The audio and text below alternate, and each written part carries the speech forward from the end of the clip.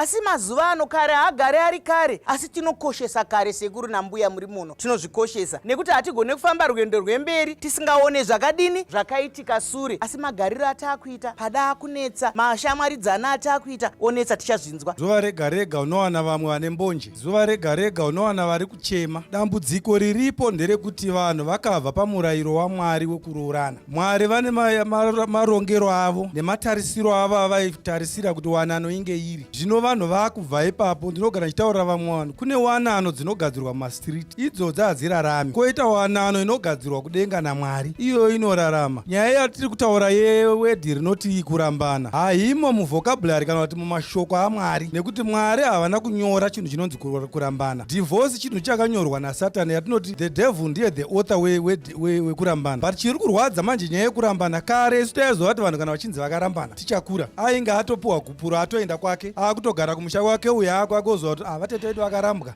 avachiziva kuti bhuta havachisina chidzimai. Zvino iye zvino pesendeji zhinji yakatorambana asi vari vese mudzimba.